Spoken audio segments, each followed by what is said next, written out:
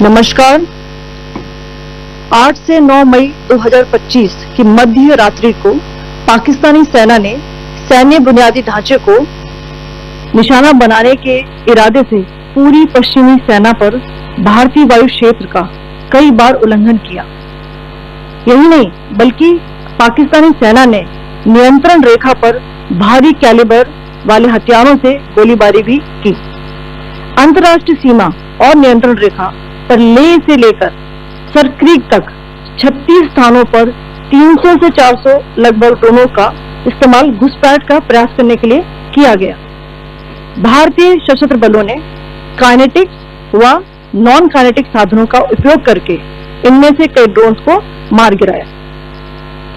इतने बड़े पैमाने पर हवाई घुसपैठों का संभावित उद्देश्य वायु रक्षा प्रणालियों का परीक्षण करना और खुफिया जानकारी इकट्ठा करना था। ड्रोन के मलबे की फोरेंसिक जांच की जा रही है। प्रारंभिक रिपोर्ट्स से पता चलता है कि वे तुर्की के असीस गार्ड स्ट्रॉन्गर ड्रोन्स हैं।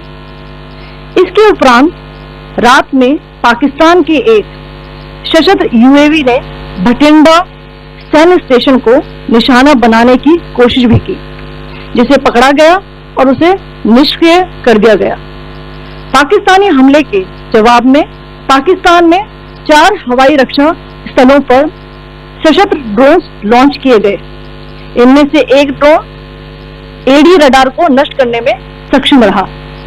पाकिस्तान ने जम्मू कश्मीर के तंगधार, उरी, पुंछ, मेंढर, राजौरी, अखनूर और उधमपुर में भारी कैलिबर आर्टिलरी गन और सशस्त्र ड्रोन्स का उपयोग करके नियंत्रण रेखा के पार गोलीबारी भी की, जिसके परिणाम स्वरूप भारतीय सेना के कुछ जवान हताहत हुए और घायल हुए।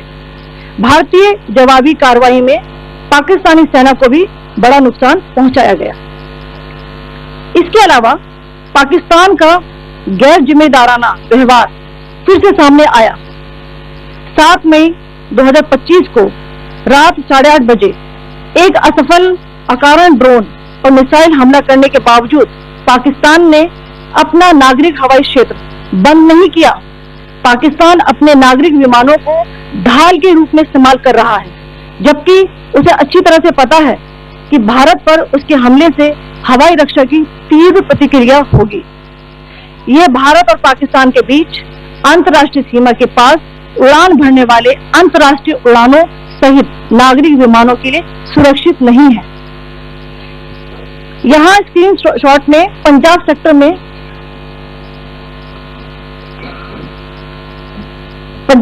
में हाई एयर डिफेंस अलर्ट स्थिति के दौरान एप्लीकेशन फ्लाइट रडार 24 का डेटा दिखाया गया है। जैसा कि आप देख रहे हैं यहाँ पर भारतीय पक्ष का हवाई क्षेत्र घोषित बंद के कारण नागरिक हवाई यातायात से पूरी तरह से रहित है। कराची और लाहौर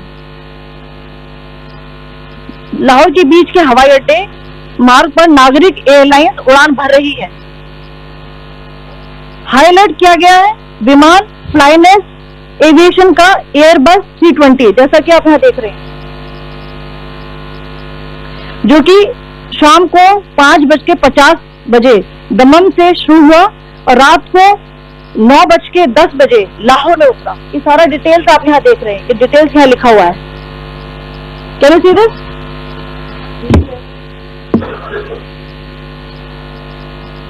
भारतीय वायुसेना ने अपनी प्रतिक्रिया में काफी संयम दिखाया और इस प्रकार अंतर्राष्ट्रीय नागरिक विमान सेवा की सुरक्षा सुनिश्चित की। धन्यवाद। जय Hind.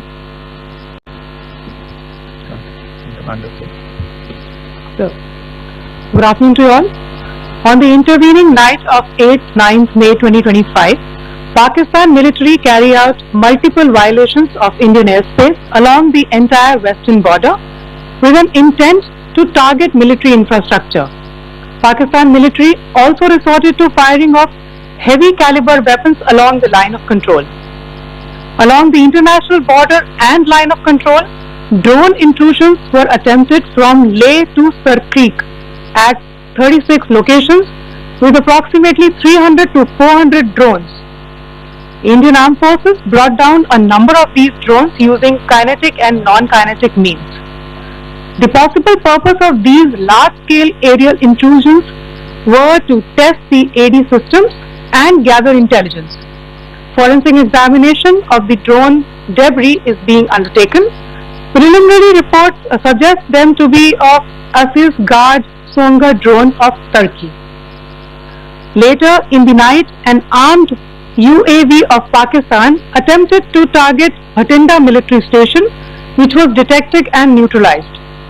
In response to the Pakistani attack, armed drones were launched at 4 air defense sites in Pakistan. One of the drones was able to destroy an AD radar. Pakistan also carried out artillery shelling across the line of control using heavy caliber artillery guns and armed drones at Kandahar, Uri, Poonch, Mendar, Rajouri, Akhnur and Udhampur in Jammu and Kashmir area, which resulted in some losses and injuries to Indian Army personnel. Pakistan Army also suffered major losses in Indian retaliatory fire. Additionally, Pakistan's irresponsible behavior again came to fore. Pakistan did not close its civil airspace despite it launching a failed unprovoked drone and missile attack on 7th May at 8:30 hours in the evening. Pakistan is using civil airliners as a shield, knowing fully well that its attack on India would elicit a swift air defense response. This is not safe for the unsuspecting civil airliners, including the international flights which were flying near IB between India and Pakistan. The screenshot we just showed and we shall share with you, it shows the data of the application Flight Radar 24 during a high air defense alert situation in the Punjab sector. As you have seen, the airspace on the Indian side is absolutely devoid of civil air traffic due to our declared closure. However, there are civil airlines flying the air route between Karachi and Lahore. Amongst the other civil aircraft that you can see, we have highlighted an aircraft which is Airbus 320 of Flynas Aviation, which was originated from Dammam at 1750 hours and landed later at Lahore at 2110 hours in the night. Indian Air Force demonstrated considerable restraint in its response, thus ensuring safety of international civil carriers.